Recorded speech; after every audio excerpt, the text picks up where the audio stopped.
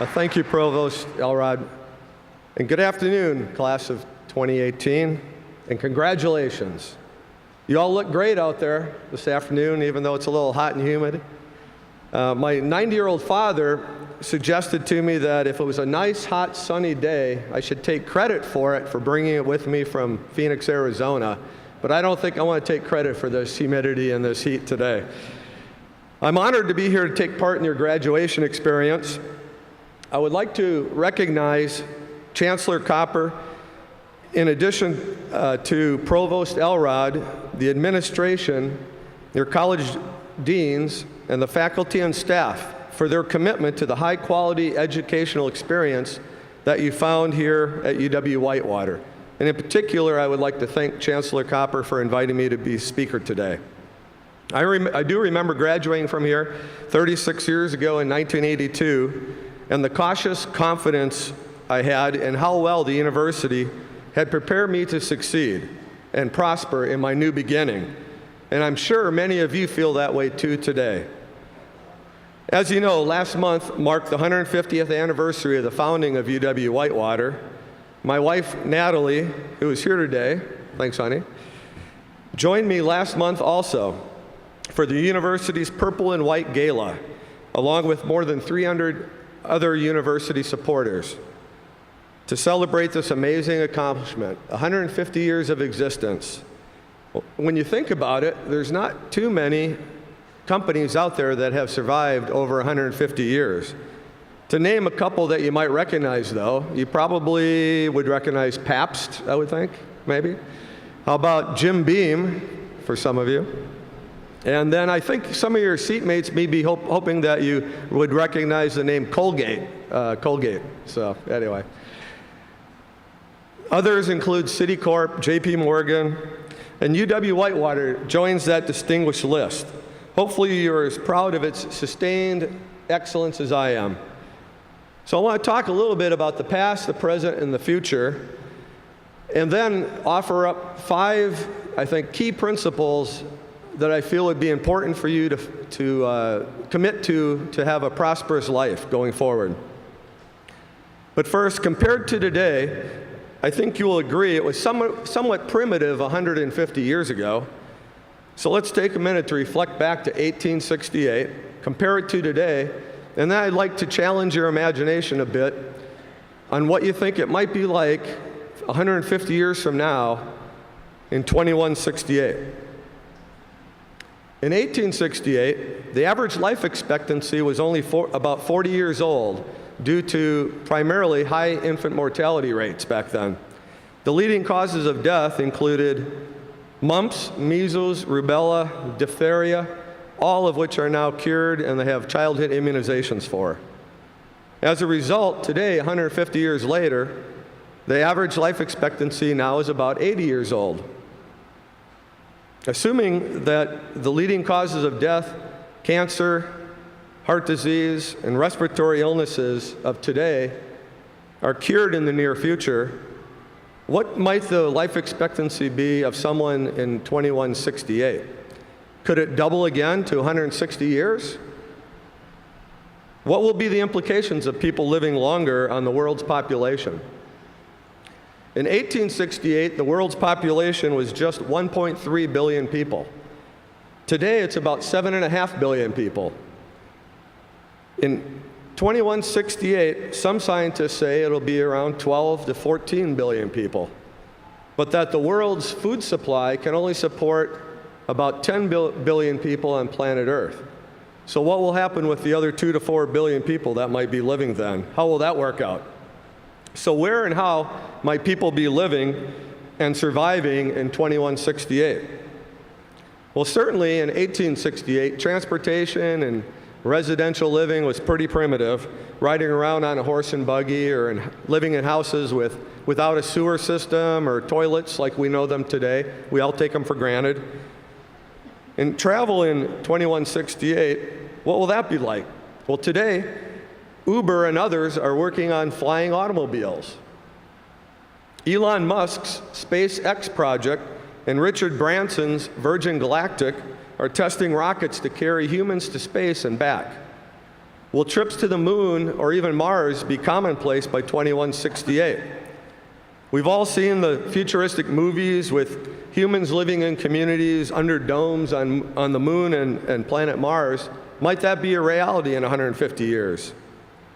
And how will humans change and evolve in the next 150 years?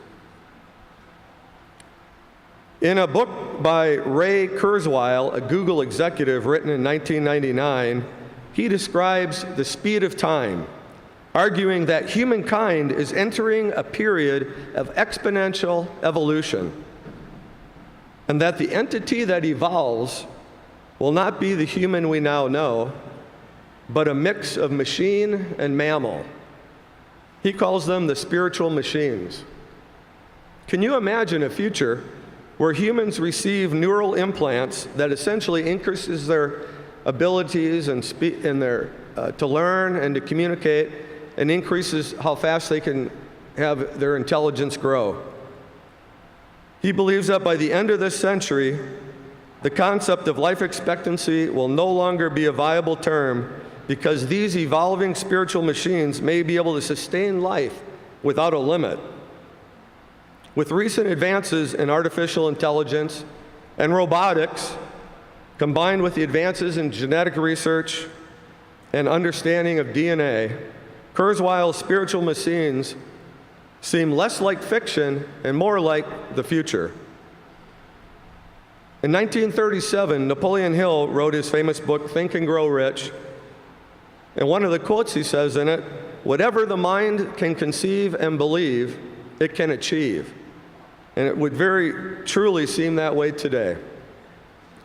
Those living in 2168 will likely look back in history to today and think, wow, it was somewhat primitive back in 2018. What do you think? By the way, it is already believed that there are babies born today that will live to be 150 years and even older. Can you imagine the change that they will experience in their lifetimes? And can you imagine, start to imagine the change that you'll experience in your lifetime? And as you graduate today, I challenge you to think about the change that you'll experience and how to prepare for that change. And position yourself to take advantage of this period of exponential evolution. You are starting a new phase of your life. You have a fresh start. You have an opportunity to improve any aspect of your life that you want to change. Some of you may feel locked into certain behaviors simply because of your current set of circumstances that are about to change. In A Knight's Tale, starring Heath Ledger, a young boy's father of humble origins encourages a knight to finish raising his son. He tells his son to go and change your stars. With each decision you make, you can change your future. You too can go change your stars. So here's what I would recommend for my top 5 principles of living life, and I would hope that most of the parents out there will agree with these. And I would like to see you commit to these in order to successfully manage the change that lies ahead in your lives and help position you to take advantage of that exponential evolution. So here we go. Principle number 1, commit to lifelong learning. The principal mission of a college education is not simply to teach you the textbook material, but to teach you how to learn, and that learning is a lifelong endeavor. I encourage you to continue to do daily reading, listening to audiobooks, watching or reading the news, joining trade associations in your field, attending conferences and seminars, and networking. Always try to learn something new every single day, and try and meet someone new every single day to expand your network. Principle number 2, commit to a productive, organized life without procrastination. I encourage you to have a written to-do list, prioritized to-do list, and then spend your time on your highest priorities to accomplish those first. In addition, I encourage written goal setting. There's a great book by Burke Hedges called You Inc. In it, he recommends writing goals for the short term, intermediate term, and long term in each of 5 key facets of your life. He calls them the 5 F's. faith, family, friends, fitness, and finances. Okay, principle number 3. Commit to waking up each day to live your life to the fullest, like it could be your last. You can begin each morning by choosing your attitude. So choose to be positive and optimistic, which will help you overcome obstacles you may face in your life. Because life is so fragile, don't ever hesitate to let loved ones know that they are loved. Be unconditional. Make their day. Principle number 4, commit to a lifestyle of being charitable. Giving of your time, talent, and treasure is an important and rewarding facet of life. Volunteering your time and expertise and making worthwhile donations to organizations such as your place of worship or giving back to your alma mater are important examples of living life in a charitable way. Principle number 5, commit to being ethical and moral, whether it's simply following the rules of golf or being ethical in situations at work or being committed in your marriage. When you think you are not being watched and you feel like you can get away with something by cheating or bending the rules, that can be one of your biggest challenges you will face. Ask yourself, does it pass the front page test? If it doesn't, then don't do it. By being committed to an ethical and moral life, it will help you make the right decision whenever those situations arise, even if you believe there may be a higher cost to do so, because it will always, always pay off in the long run. So there you have it, my top 5 principles of living life, and I challenge you to commit to them. Remember also to always, always, always dream big dreams and pursue them with every breath. And that means hard work sometimes. And by the way, by graduating from UW-Whitewater, despite where you might be or your origin is, I think that qualifies you to be considered to have a great Midwestern work ethic, which will distinguish you from your peers. Another quick point is that talking about mastering something, such as a guitar or singing, our 26-year-old son is a musician in Austin, Texas. He goes by the name Johnny Fury. And to become a master at anything, such as skills in your chosen profession, it takes 10,000 hours of practice. So you better get after it to master it. To many of you, it probably seems like it was just yesterday that you arrived here on campus as a freshman. Isn't it amazing that today is already your graduation and how fast the last 4 or 5 years went by? You have your whole post-graduation life ahead of you.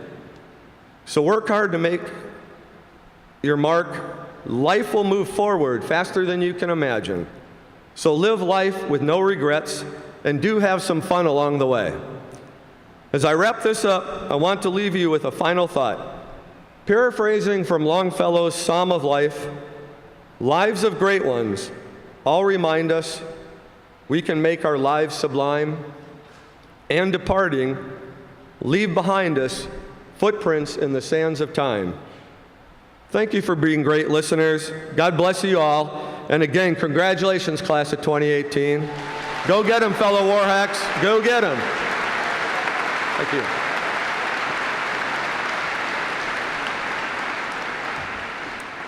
Thank you, Tim, for sharing your wisdom and for all of the amazing support you provide for the university. We are deeply grateful. Thank you.